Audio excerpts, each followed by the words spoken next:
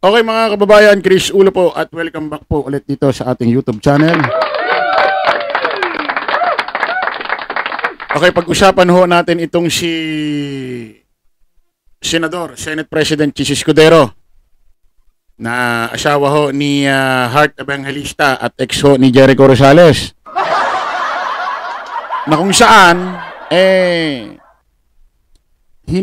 hayag niya hong sinabi ho sa isang press conference na hindi niya ho hahayaang maaresto etong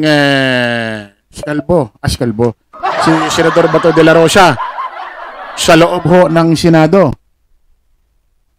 Sigurado ikakatuwa ito ni Senador Bato de la Rosa kasi sabi ni Senador Bato de la Rosa para bang humingi siya ng tulong or sumulat siya kay Chis Escudero na huwag siyang iparesto at sa Senado raw magtatago. Putik na. Akala ko ba handa niyang samahan si Ang gulo nila, ang gulo ng mga statement nila, pabago ba? Akala ko ba handa siyang samahan na yung matanda, si Digong doon sa Netherlands? Ba't kailangan magtago? Kung kinakailangan niya, talagang gusto mo siya samahan, kahit wala kang warat, magpunta ka na doon Pakinggan natin ito Pakinggan natin itong statement ni Chis Escudero. Sir, about Senator Bato de la Rosa, nagkausap na po ba kayong dalawa? Nagkausap kami. Humihingi siya ng anong favor or tulong ang hinihingi niya sa inyo?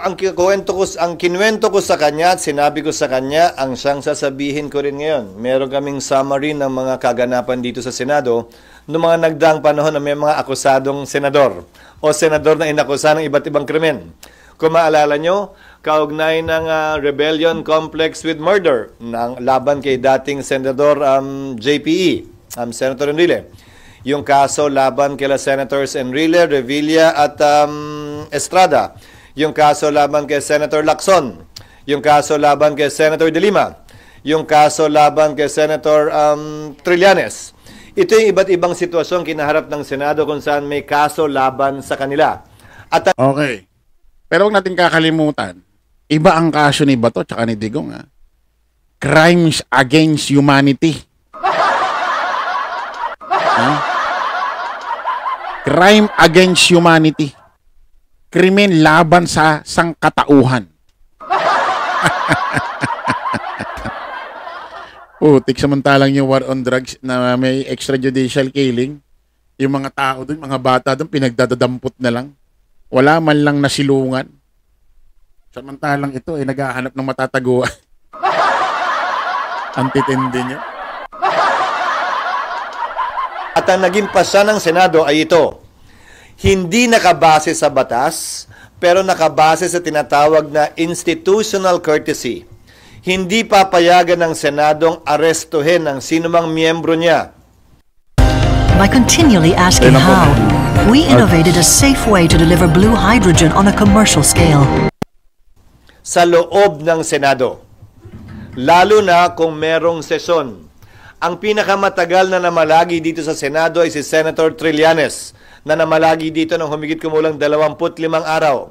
Bibigay ko sa inyo yung history sa mga nagdaang panahon para may reference kayo. Dagdag pa dito, sa lahat ng kasong yon, maliban na lamang kung winidraw o inatras yung warrant, ay sumuko din sa mga otoridad, yung mga miyembro ng Senado, matapos nilang makuha o hindi makuha at klarong hindi na makukuha yung kanilang legal remedies na sinusubukan kunin. According to former Senate President Drilon, sa sitwasyon ngayon, wala kang pwedeng gawin para protektahan si Bato sakaling magkaroon na ng warrant of arrest. Una, hindi naka-adjourn ng session. And then pangalawa, mabigat yung kaso na kinakarap niya. Tama si Senator Drilon in one sense. Maliwanag ho mga kababayan, according ho dito kay Senate President Chis Escudero. Hindi siya papayag na maaresto ho itong si Senador Bato de la Rosa sa Senado. Kapag dumating ho ang warrant of arrest niya galing ICC na malamang Interpol na naman din ang magdadala niyan. At sigurado, ang mag-serve na naman yan, CIDG. At sa pamumuno ho, syempre, ni General Torre.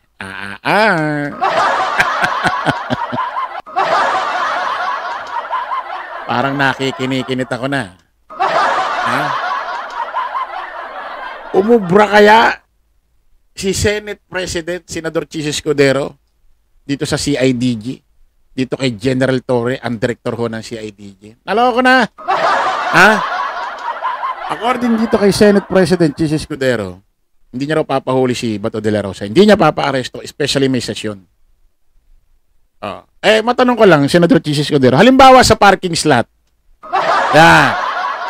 Halimbawa, parking slot or opisina niya, wala mismo dun sa gallery, wala mismo dun sa Senate Hall. Or tapos na ang office hours. Kasi kadalasan ang office hours ng ayon siya ng gobyerno is 8 to 5 eh. Halimbawa tapos na office hours, gabi na. Inaresto ngayon dyan si Bato de la Rosa. Hindi mo pa rin hindi mo pa rin papa-aresto or kaya sa parking slot. Pero ito mga kababayan, ako tingin ko lang analyze ko lang to Kung naaalala nyo, etong si Digong na-teknikan. Na-teknikan eh.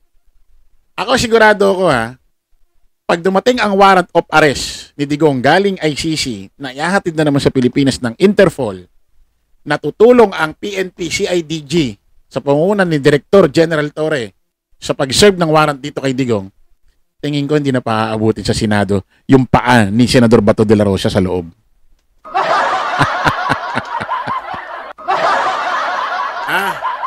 Hindi na papaabutin yan. Especially yung ganitong statement klase ni Senador Chis Escudero. Actually, yung ganitong statement po, Senador Chis Escudero, parang nagbibigay ka pa nga ng tip na dapat magplano kayo, CIDG, PNP, na dapat pag inaresto nyo, sinerve ng warrant ni Digong, dapat wala na rito sa Senado. Kasi pag nakarating siya rito sa loob, tungkulin ko na siya na hindi iparesto sa inyo, especially may sesyon. So para bang nagbibigay ka na ng tip na dapat gumawa kayo ng paraan na hindi na siya makarating dito. I-serve nyo ng biglaan na wala siya rito sa Senate Hall.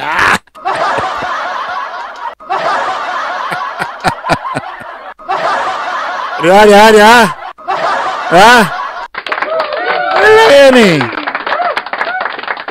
Siyempre, babasin na naman sila sa wala namang warrant si Bato de la Rosa, wala naman sa website ng Interpol wala naman sa website ng Interpol. Wala rin sa website ng ICC. Wala rin red notice sa Interpol. So, walang warrant. Sabi ko nga, paano na lang halimbawa may kinakausap si dating Senador Antonio Trillanes o kung sino man na pag may nalabas na warrant of arrest sa mga kasali, kasabwat dito sa Crimes Against Humanity sa pamumuno ni Digong, wag muna kayong ilalabas sa website.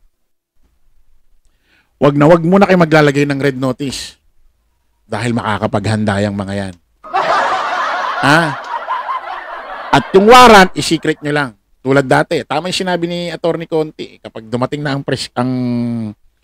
pag dumating na dito ang warrant of arrest, walang press conference, hindi papaalam, para hindi makapaghanda yung subject, para madakma, para maaresto. Ganun yung nangyari kay Digong Kasi nonsense, walang kwenta kung isipin mo, sabi ni Atty. Conti, hindi sila magpe-press conference na nandito na ang ICC. Ang warrant ng ICC na dala ng Interpol.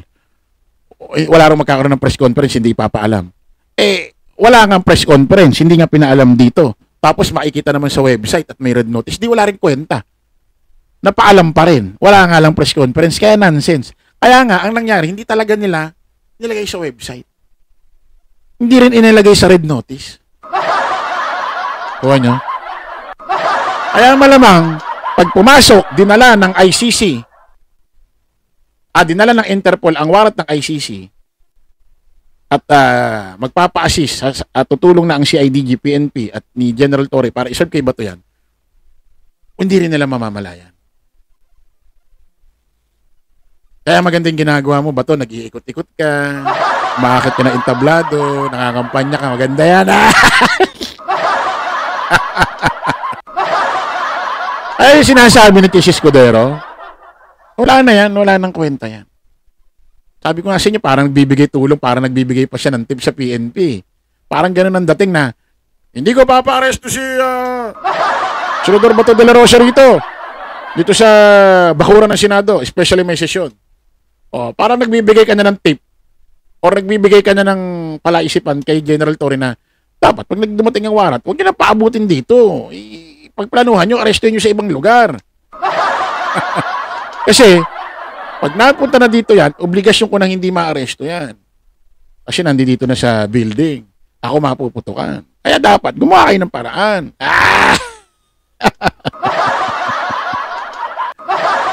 Lala ka na! Yeah. Okay mga kababayan, kita-kita ulit tayo sa panibagong live, panibagong vlog. Paalam po pa samantala ang inyong lingkod, Dos Grace Ulo. Lagi natin tatandaan doon, follow the majority. Follow the right way. Maraming salamat. Kita-kits mo tayo ulit. Bye-bye.